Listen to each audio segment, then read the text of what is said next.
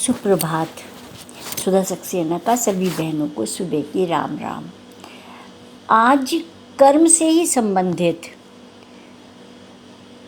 लक्ष्य और उसके मार्ग में आने वाली बाधाओं के बारे में बात करते हैं।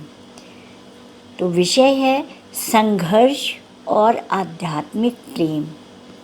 जीवन में खुश रहने के लिए आवश्यक है कि हम स्थायी प्रेम से भरपूर रहें। सदा सदा का प्रेम केवल प्रभु प्रेम है, जो कि दिव्य और आध्यात्मिक है।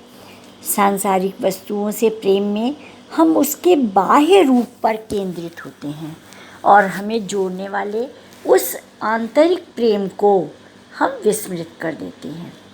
सच्चा प्रेम तो वह है जिसे हम दिल से अनुभव करते हैं, और वह दिल से दिल तक, आत्मा से आत्मा तक पहुंचता है। बाह्य रूप पर केंद्रित होने पर सदैव संघर्ष होता है, क्योंकि सफ़र के अंत के लिए सदैव रास्ते मायने रखते हैं। मेरी बात समझिएगा, लक्ष्य को पाने के लिए रास्ते ही प्रमुख होते हैं कि हम किस रास्ते से उस लक्ष्य को प्राप्त कर रहे हैं। बाह्य आकर्षण का अवरोध मनुष्य के आध्यात्मिक स्वभाव के विरुद्ध है। वह सृष्टि नियमों के प्रतिकूल भी है, लेकिन भौतिकता में फंस करके हमारा ये बाह्य आकर्षण हमें उस दिल तक, उस आत्मा तक पहुंचाने में अवरोध पैदा करता है। यदि आध्यात्मिक प्रेम मार्ग है तो उसमें अविराम गतिशीलता है, अर्थात कि क्षण भर की आत्मसंतुष्टि के पश्चात वह पुनः एक नए काम के लिए निकल पड़ता है, एक नई यात्रा पर, एक नई तलाश में निकलता है। ये यात्रा ही महत्वपूर्ण है और इसी को साधना कहते हैं। ये नई यात्रा से तात्पर्य है कि हमें जीवन के मार्ग में जो हम दूसरों के लिए अच्छे काम करते हैं, जो हम समाज के लिए, सृष्टि के विकास के लिए अच्छे काम करते हैं, वो हर समय आपके लिए नए रूप में खड़े रहते हैं। उम्र के हर मोड़ पर अलग अलग कार्य हैं जो आपको नई दिशा देते हैं। अगर आप अपना जीवन पर ध्यान दीजिए तो जीवन के हर मोड़ पर अलग अलग उच्च कोटि के कार्य थे, जिन्हों की आप करते हुए आज यहाँ पर पहुँचे हैं।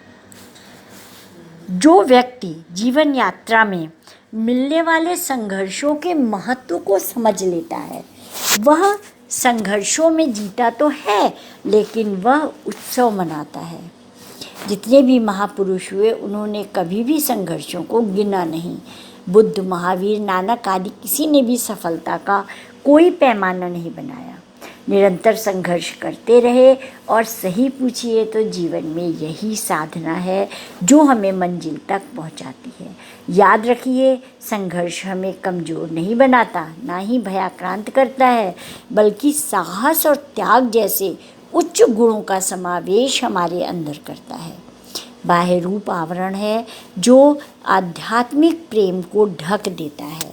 उदाहरणार्थ, प्लास्टिक या पदार्थ या डिब्बा जिसमें कि खाद्य पदार्थ आता है, आप पैकिंग के अंदर के खाने को खाना चाहेंगे, ना कि पैकिंग को खाना चाहेंगे।